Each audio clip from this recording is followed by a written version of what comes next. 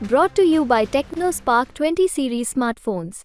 बिहार के लोकसभा चुनाव में छोटी पार्टियों के लिए इस बार कहें तो फैसले वाला लोकसभा चुनाव होगा। यानी कि अगर वो यहाँ से चुनाव जीतते हैं तब तो ठीक है, अगर चुनाव हार जाते हैं तो एक तरीके से देखा जाए तो हाशिए पर वो चले जाएंगे।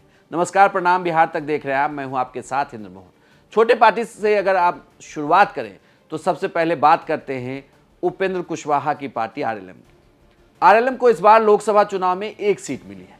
खुद उपेंद्र कुशवाहा उसके कैंडिडेट हैं।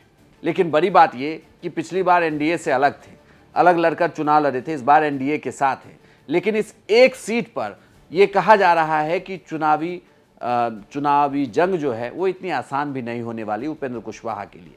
उपेंद्र कुशवाहा के लिए यहाँ जंग मुश्किल होगी, क्योंकि उपेंद्र कुशवाहा के सामने जो उम्मीदवार खड़े हैं वो इतनी आसानी से सीट निकालने देंगे नहीं। तो अगर एक सीट पर भी हार हो जाती है उपेंद्र कुशवाहा की तो एक तरीके से उनकी पार्टी फिर से हाशिए पर चली जाएगी, वो भी तब जब वो एनडीए गठबंधन का हिस्सा है। वहीं दूसरी ओर अगर बात करें तो हम पार्टी के संरक्षक हैं जीतन राम मांझी। जीतन राम मांझी की पार्टी के विधायक तो हैं, लेकिन लोकसभा में एंट्री अभी तक हो नहीं सकती।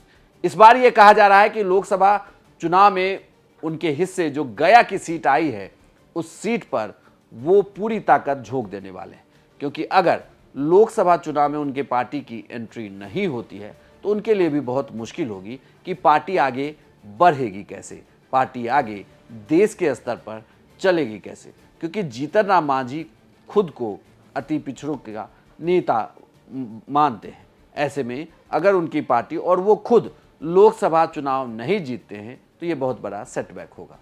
अगर तीसरी पार्टी की बात करें तो चिराग पासवान की पार्टी 6 सीटों पर पिछला लोकसभा चुनाव लड़ी थी, लेकिन इस बार अब उनकी पार्टी जो है वो 5 सीटों पर लोकसभा चुनाव लड़ेगी। हाजीपुर से वो खुद चुनाव लड़ने वाले हैं। जमुई, वैशाली, समस्तीपुर और खगड़िया की सीट उनके पास है।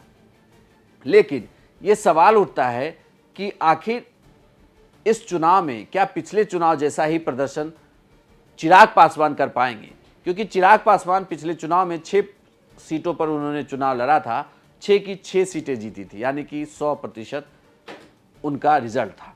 इस बार अगर एक भी सीट कम हुई तो उनके लिए भी ये मुश्किल होगी। हालांकि सभी सीटों पर उन्होंने उम्मीदवार की घोषणा कर दी है। 3 सीटों की अगर बात करें, पहली सीट तो वैशाली से वो हाजीपुर की सीट से वो खुद चुनाव लड़ेंगे। वैशाली से बीना देवी चुनाव लड़ेंगी, जो इससे पहले भी उम्मीदवार रही हैं। जमुई की सीट की बात करें, जहां से खुद चिराग पासवान सांसद रहे, वहां पर अपने जीजा यानी कि बहन के पति अरुण भारती को उन्होंने उम्मीदवार बनाया है।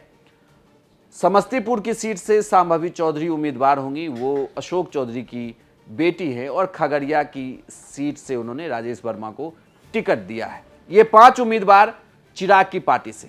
इन सब के बीच एक और पार्टी जिसका अभी तक गठबंधन हो नहीं सका है वो है मुकेश सहनी। मुकेश सहनी के लिए कहा जा रहा है कि अगर उनकी इंडिया गठबंधन में या लालू यादव से बात नहीं बनती है तो 35 सीट पर वो अपने उम्मीदवार उतार सकते हैं। ऐसे में मुश्किल होगी। लेकिन बड़ी बात यह कि अगर वो भी किसी सीट पर चुनाव नहीं जीते तो कुल मिलाकर देखा जाए तो उनके लिए भी ये चुनाव शायद हाशिए पर जाने जैसा ही होगा।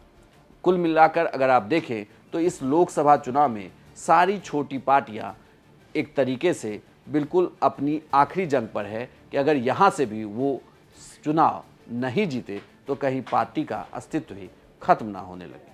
आपको यह जानकारी कैसी लगी हमें कमेंट बॉक्स में लिखकर जरूर बताइएगा। और बिहार की तमाम खबरों के लिए देखते रहिए सिर्फ बिहार तक।